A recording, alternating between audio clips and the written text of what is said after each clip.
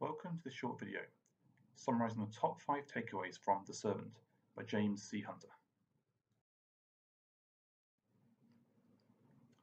The Servant takes a different approach to many personal development books, as it is written in the form of a story. This story is told from the perspective of John Daly. John is a husband, a father, a factory manager, and a children's sports coach. On the surface, John appears to have his life together. But once you get under the surface, it is starting to fall apart. His wife is talking about separating.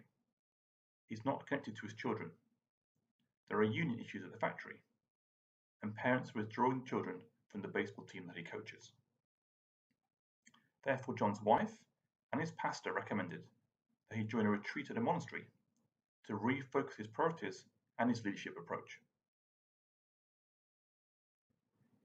In addition to John, there were 5 other participants at the retreat, including a nurse, a preacher, a principal, a sergeant, and a coach.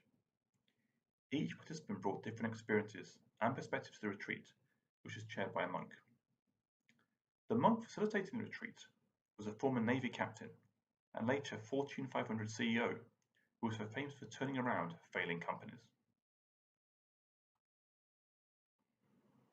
Let's start with my first takeaway, that management is not the same as leadership. You manage things like agendas and budgets, but you lead people, you do not manage people. The book also highlights that it's important to remember that employees are volunteers and not slaves. They can choose to leave you and your organization at any time. Managers tend to use their power, the do it or else mindset, whereas leaders use authority. Do it because I asked you and you trust me. Leadership is the skill of influencing people to work enthusiastically towards goals identified as being for the common good. Authority is very closely linked to your character and the influence that you've built with the people that you lead.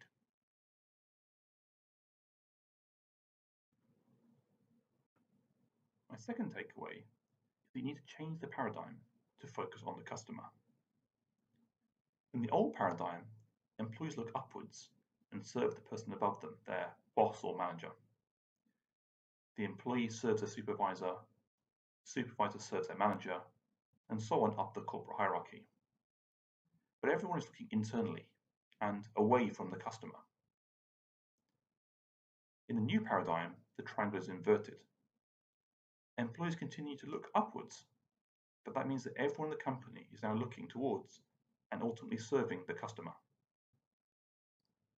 To transform as a leader and as an organization is necessary to challenge our long-held beliefs and paradigms. A leader is someone who identifies and meets the legitimate needs of their people and removes all barriers so they can serve their customers. And the book points out that it's important to recognize that needs are not the same as wants. For example, an employee may not want boundaries and accountability, but they probably need them.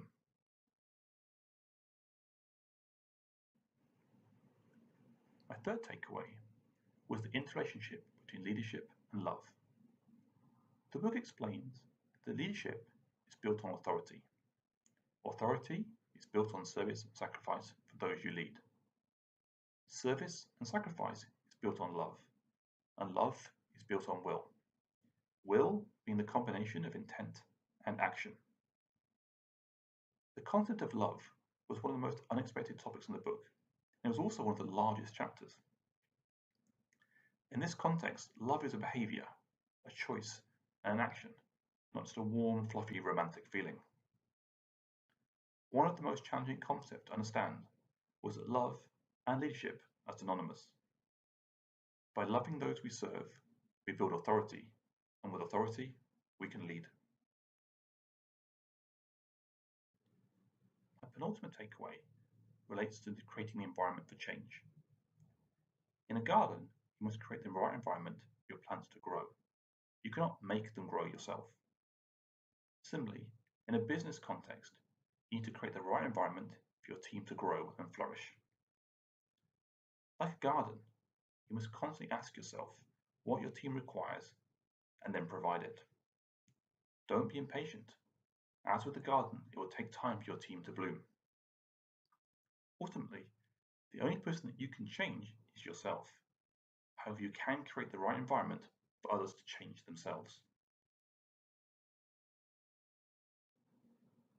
My final takeaway relates to building leadership as a habit. Discipline is teaching ourselves to do what is not natural. But through discipline, the unnatural can become natural and even habit. The book explains there are 4 stages to building a new habit. The first, unconscious and unskilled, is where you are unaware of the skill and therefore uninterested in developing it. In the second stage, conscious and unskilled, you're aware of the skill but have not yet developed it. In the third stage, conscious and skilled, you're aware of the skill, you're developing it and becoming more comfortable in using it. And in the fourth stage, unconscious and skilled, it's now become a natural habit. You don't need to think about doing it, it just becomes part of how you operate every day. A leader in the fourth stage does not have to try to become a good leader. They are a good leader.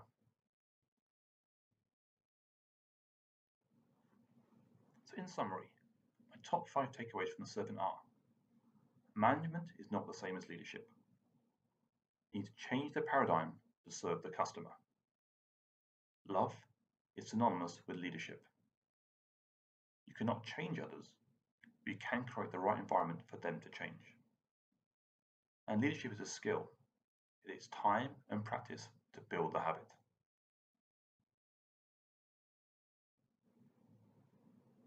I would like to close out this video with my favorite sentence from the book. A leader is someone who identifies and meets the legitimate needs of their people and removes all barriers so they can serve their customers. Thank you for watching, and I hope you found my top 5 takeaways from The Servant both interesting and useful.